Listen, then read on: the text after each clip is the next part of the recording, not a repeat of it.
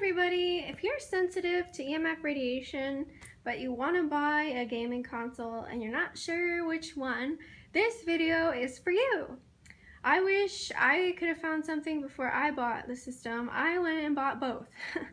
And let me tell you, there is a huge difference in the consoles in regards to EMF. So let's take a look at the tools I'm going to be using.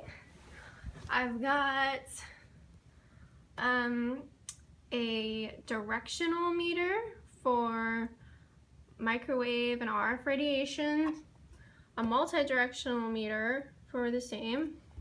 I have a Stetzerizer meter, and this is going to measure the dirty electricity that each device emits, and then a meter for the electric fields and the magnetic fields that each console emits, as well as the controllers. I've got some green light filters. These are usually installed around my apartment, but I removed them all so that we can see what the levels are like without any dirty electricity protection. I also have two protective materials that can be put over the consoles if you're using a wired controller. We have this one, and I'll have links as well as the names of these materials in the description, so you don't need to worry about that. This one is a thinner material that blocks about 97% of wireless radiation, and this is a thicker material that blocks about 99%. And then, in addition to measuring the consoles, I'm also going to measure the different controllers that I have. So this is the classic Xbox controller. This has a rechargeable battery in it, and then the wired controller. And then for the PlayStation, I have the classic DualShock Bluetooth controller. Now this is the same type of controller, except I've covered it with some protective material, so this is going to block about 90% of the Bluetooth in the areas that are covered. And then I also have a wired controller for the PS4 that we're going to test. So I'm going to go ahead and set this up and we'll take a look. Before we turn on the PlayStation 4,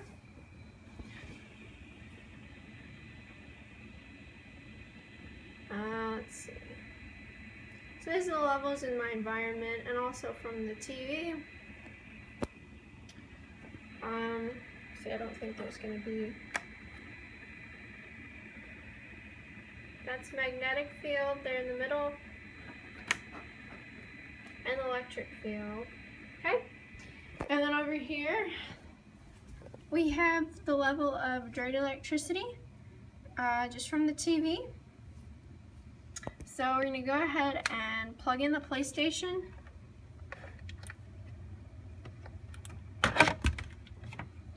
And try to do everything with one hand. Okay. Turn it on.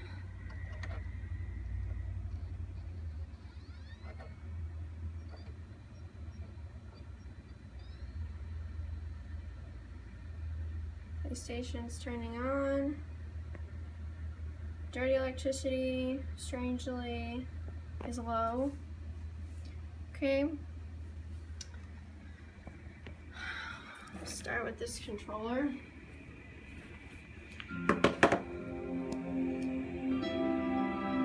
So as you can see, nothing yet really. Yeah, we're gonna go ahead and try this first controller. You can see already the levels are going up.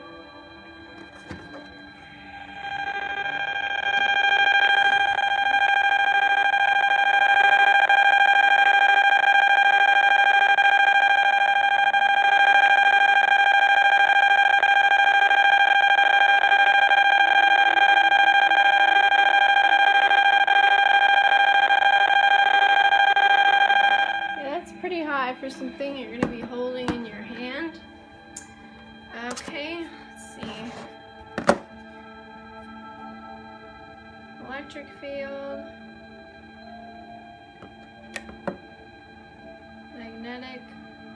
magnetic field hasn't gone up at all. Electric field went up slightly. Okay, let's go ahead and turn this one off. And then we'll test the next one. Okay, now we have our makeshift controller here.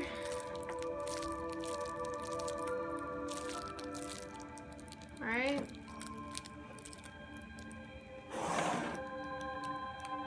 See, it's not quite as high.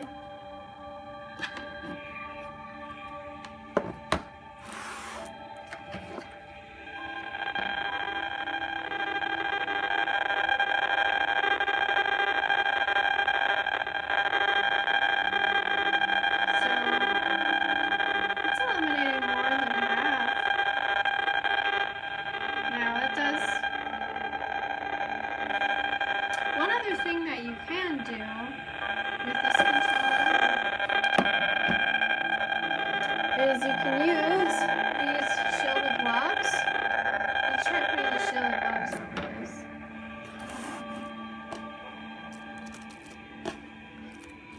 So, say that shields your fingers.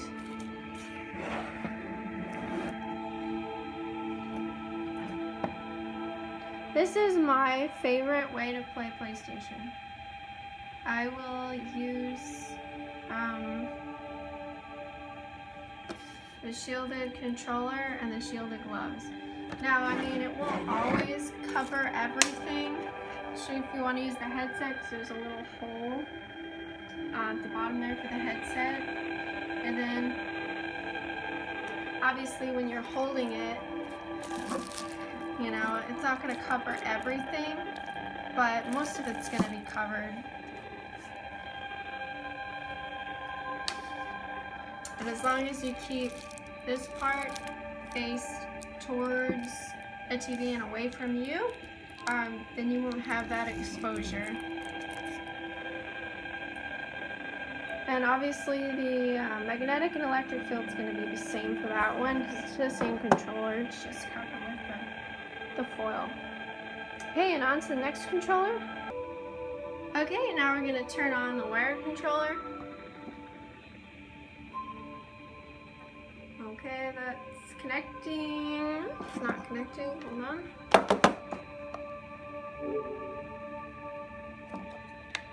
Okay, that's connected.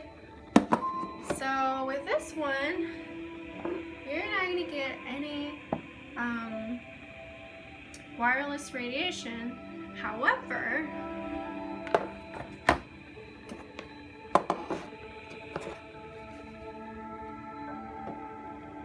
you are going to get an electrical field coming from this controller. Now, some people think that if you're EMF sensitive, you just wire everything and you'll be fine, but that's not really true.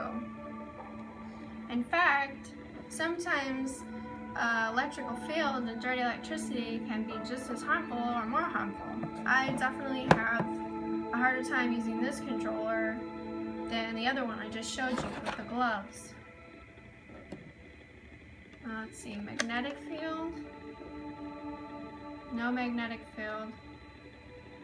That's already in the environment, what we see there.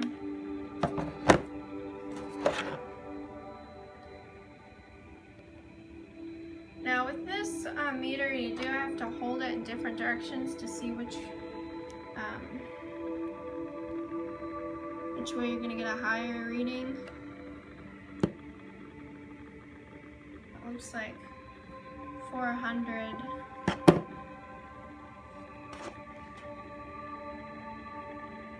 400 is the highest.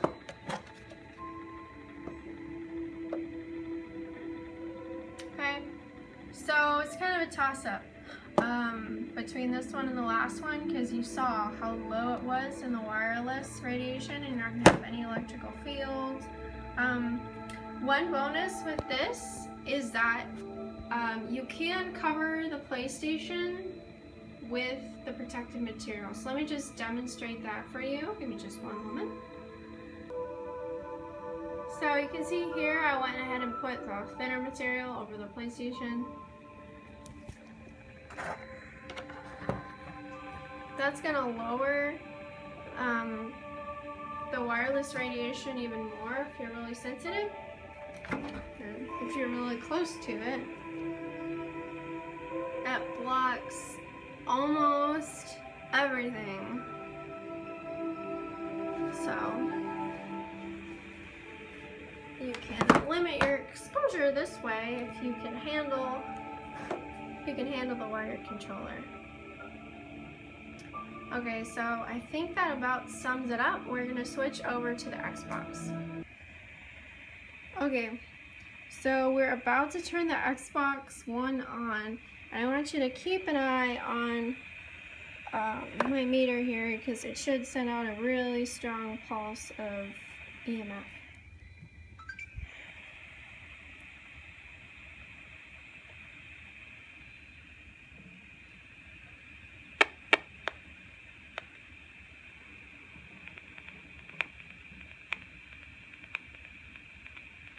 This one is different from the PlayStation because the PlayStation just has a very constant low level of frequency, but the Xbox, and I mean I can even feel it in my body as I'm sitting here, it's like terrible. It does that like maybe a couple times every minute, and it does it when it's starting up, and it's very strong. It's a lot stronger than the PlayStations.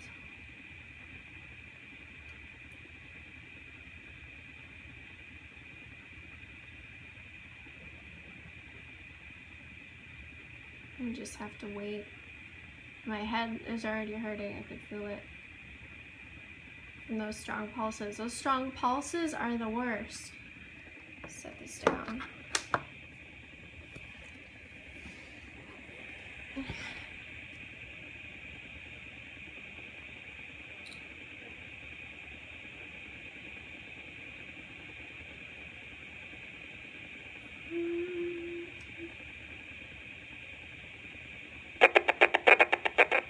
So you can see from just sitting here, I'm getting hit with over 600. I'll do that every couple times every minute sometimes.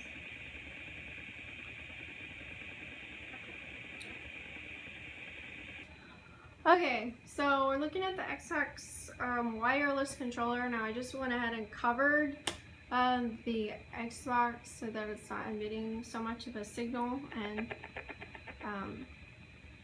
making the results inaccurate. Okay, so here's what the controller is emitting, but I found you gotta point it at the sweet spot. So this wireless controller is actually better than the PlayStation controller in that it's not emitting from every area of the controller, just this one area.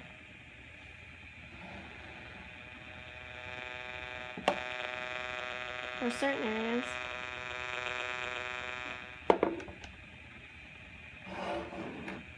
Which is interesting.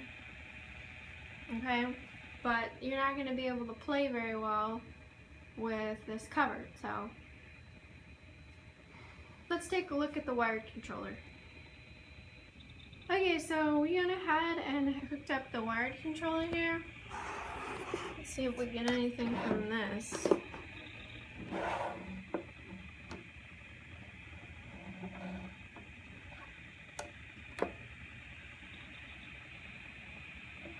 So, not getting any wireless, which is the way it should be since it's wired. So let's take a look and measure anything else. I love this controller, how it feels and everything. So here's electric feel.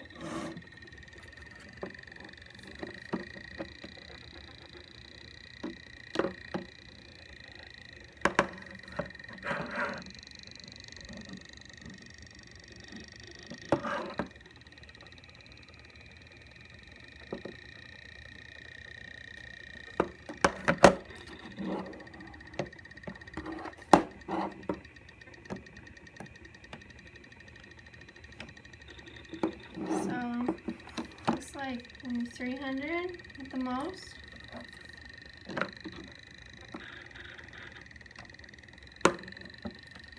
So that actually looks a little bit cleaner than the PlayStation wired controller.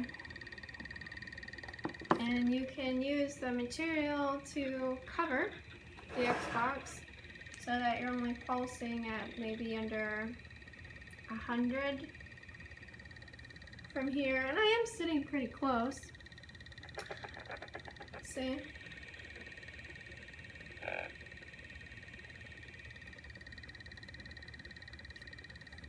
So I mean, this option isn't too bad. If you're not too electrically sensitive. I am, and I can handle this controller, so I mean, it depends on the person.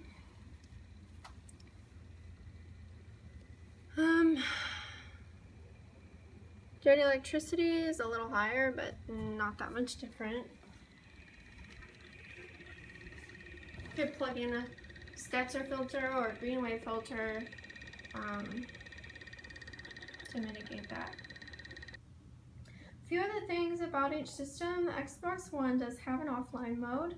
Unfortunately, it doesn't stop pinging out that really strong signal.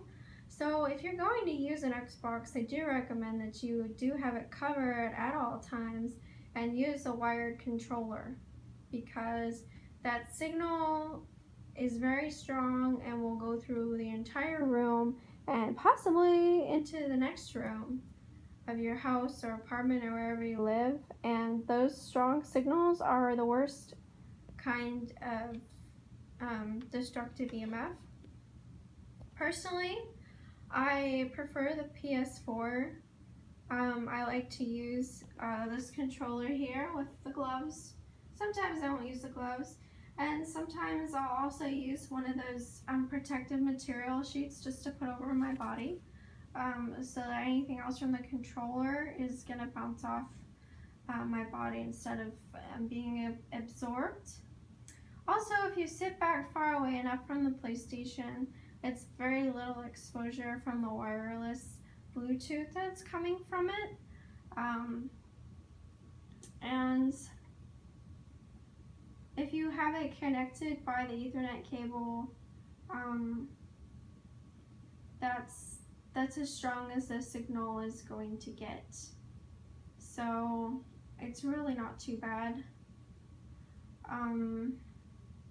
Also, I would say that the PlayStation is 10 times more user-friendly than the Xbox. The Xbox uses a lot more power. I have noticed that in evenings when people are using a lot more electricity in my apartment, that the dirty electricity really spikes up when I use it in the evening, the Xbox, but not with the PlayStation. So the Xbox does require more power. It is a dirtier machine from what I've seen. The readings didn't show that much of an increase during the day, and that's probably because I don't have anything else plugged in right now. But when there's a lot more power being used, it does seem to give off more dirty electricity.